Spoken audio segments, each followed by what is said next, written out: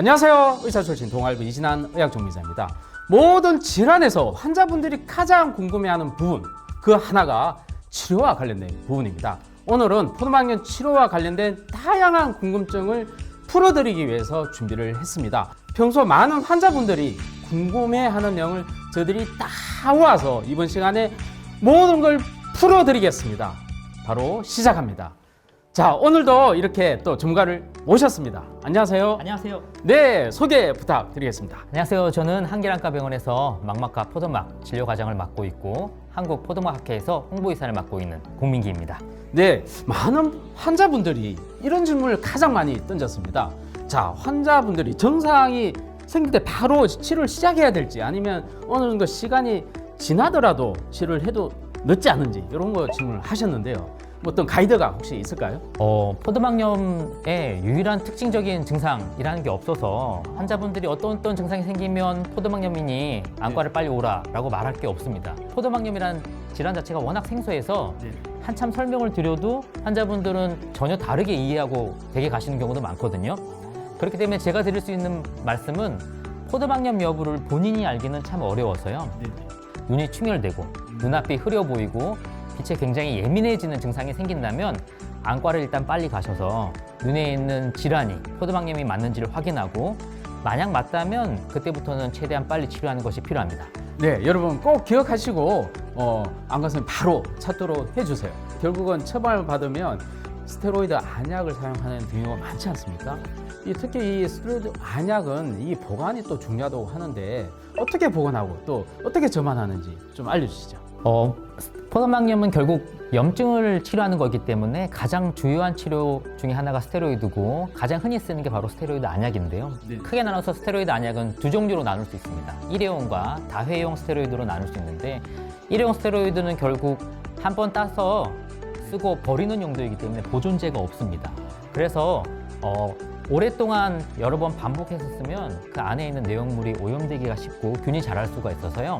한 번 쓰면 버리는 것이 원칙이긴 하나 한참 염증이 심할 때에는 하루에 막 10번도 넘게 쓸 때가 있어서 그러면 환자분들한테 너무 부담이 됩니다. 비용적으로. 그래서 저희가 그 튜브의 끝이 점안 시에 눈이나 다른 부위에 닿지 않게 오염되지 않게 깨끗하게 잘 관리해서 넣었다면 한 두세 번 정도는 한 번 딴 튜브를 가지고 깨끗하게 잘 보관해서 쓰는 거를 설명을 드리기도 하는데 어떻게 보면 편법이고요. 원칙상으로는 일회용 스테로이드는 한 번 쓰고 버리는 것이 가장 안전합니다. 네.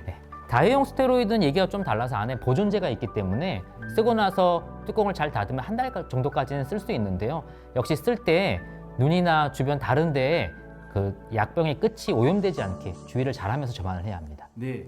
자, 우리 저번 시간에 이 스테로이드 제제가 또 합병증에 대해서 굉장히 좀 불안해했는데 처음에 고용량을 쓰다가 차츰 줄여 나가기 때문에 안심하셔도 된다고 얘기를 했지만 혹시나 전신 스테로이드 제제를 복용하는 경우가 있지 않습니까? 그러다 보면 갑자기 얼굴이 붓거나 또 몸무게가 증가한다는 환자분도 계세요.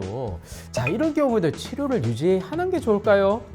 결국 스테로이드를 쓰면서 아무런 부작용 없이 넘어가는 경우는 흔치는 않기 때문에 얼굴이 붓고 몸무게가 늘고 하는 경우가 꽤나 흔하게 생길 수 있습니다. 근데 이제 그 부작용 자체가 너무나 심각해서 약물의 사용을 중단해야 될 정도면 반드시 약을 조절해야 되는데 그 부분은 환자분들이 임의로 결정하신다기보다는 현재의 눈 속 상태를 보고 이게 감당해야 될 부작용인지 아니면 현재의 정도의 부작용이라면 약물을 바꾸거나 다른 약을 추가해서 스테로이드를 줄여야 될지를 의사 선생님과 상의해서 결정하는 것이 더 맞는다고 보입니다. 일단 상의를 꼭 하셔야 되고요. 만약에 부작용이 심할 경우 다른 치료법이 있다는 거죠. 맞습니다.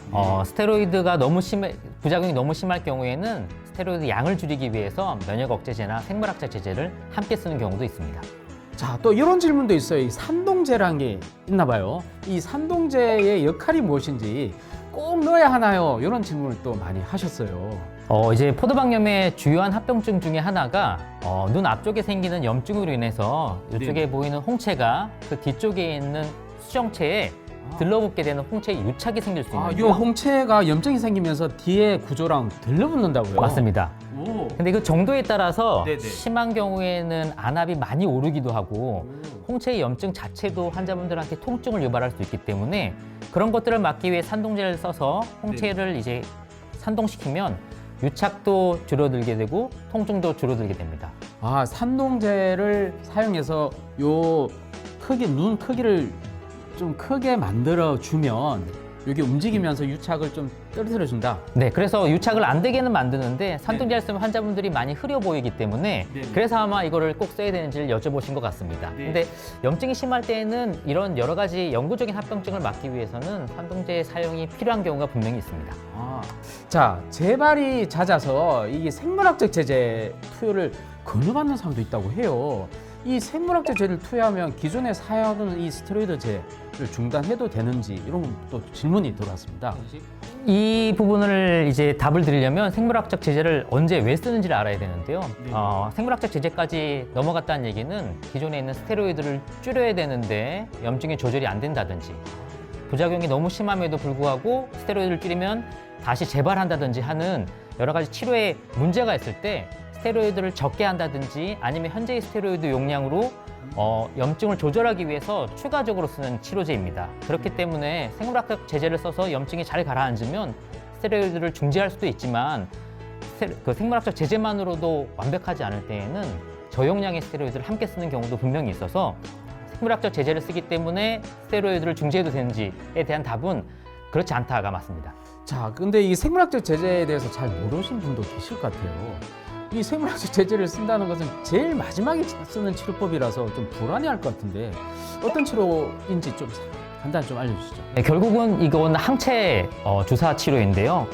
결국 염증을 떨어뜨리기 위해서 우리가 스테로이드를 쓰는 건데 스테로이드는 부작용이 심해서 장기적으로 쓸 수가 없고 고용량을 쓸 때에는 많은 주의가 필요하기 때문에 그 용량을 줄이기 위해서 스테로이드만으로 안 될 때에는 면역 억제제를 추가하게 되고 면역 억제제를 추가했는데도 여전히 용량을 안전한 용량까지 줄일 수 없을 때에 항체 주사를 통해서 스테로이드의 양을 줄이기 위한 그런 치료라고 생각하시면 됩니다.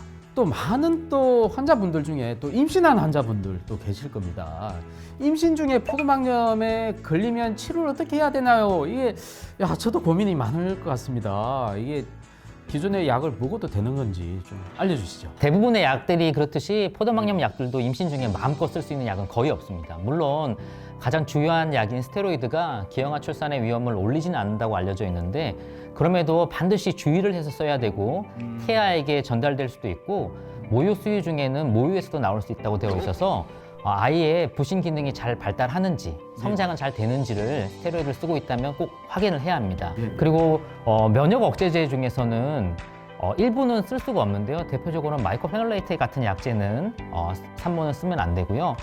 사이클로스포린은 사용은 가능하지만 많은 주의를 기울여야 된다고 되어 있고 조금 전 설명드렸던 생물학적 제제도 사용 자체는 이제 사용 불가는 아닌데 사용해서 얻을 수 있는 이득이 그 위험성보다 훨씬 클 때에만 주의를 기울여서 써야 된다고 되어 있어서 마음 놓고 쓸 수는 없습니다. 만약 포도막염으로 치료하고 있는데 임신이 확인됐다면 반드시 안과의사와 상의를 해서 약물에 대한 조절을 꼭 해야 합니다. 지금까지는 우리가 치료 제제를 얘기할 때 복용하거나 또 안약을 넣거나 그런 얘기를 많이 하셨지 않습니까? 그런데 포도막염에서 또 수술 치료가 필요하다고 하는 환자분도 있다고 합니다. 이게 언제인가요? 앞서 잠깐 언급드렸듯이 포도막염이 시력을 떨어뜨리는 주요한 원인이 그 염증으로 인한 합병증인데요.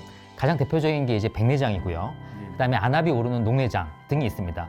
그래서 백내장이 포도막염으로 인해서 혹은 스테로이드 약물의 부작용으로 인해서 오게 되면 일반적인 백내장보다는 치료가 좀 더 어렵고 치료의 시기도 염증이 완전히 가라앉은 다음에 수술이 가능해서 환자들의 불편이 좀 더 심하긴 합니다. 그 외에 이제 안압 자체가 염증으로 오르거나 염증을 떨어뜨리는 스테로이드 부작용으로 올 수도 있는데 도저히 안압 하강제로 해결이 안 될 때에는 녹내장 수술이 필요할 수도 있고요. 염증이 잘 가라앉은 다음에도 심한 유리체의 혼탁이 있으면 시력을 좋게 만들기 위해서도 수술을 하는 경우가 있습니다. 마지막으로 이제 유리체의 염증이 망막을 잡아당기거나 망막에 구멍을 만들어서 망막 박리가 생길 때가 있는데 그때는 꽤나 응급하게 망막 수술이 필요한 경우도 있습니다. 야, 이게 망막 수술을 한다는 건 실제로 이게 지금 수술 부위를 들어가서 그쪽 긁어내거나 염증을 뭐 레이저 치료하거나 그런 걸 한다는 거죠. 맞습니다. 네네. 결국 흰자에 구멍을 뚫어서 수술을 해야 되는 게 이제 망막 수술의 방법인데요. 네네. 포도막염으로 인해서 망막 수술까지 가는 경우가 흔치는 않지만 분명히 존재하고 그 정도까지 심각한 포도막염일 때는 시력의 예후도 많이 안 좋은 경우가 있습니다. 자, 포도막염 바로 알기 캠페인 바로 네 번째로 포도막염 치료 언제 하는지 그것이 알고 싶다 Q&A 형식을 빌어서 여러분께 궁금증을 모두 다 풀어봤습니다. 자, 치료 더 궁금하신 분은 댓글을 달아주십시오. 우리가 언제든지 답변을 드리도록 하겠습니다. 감사합니다. 감사합니다. 구독과 좋아요 눌러주세요.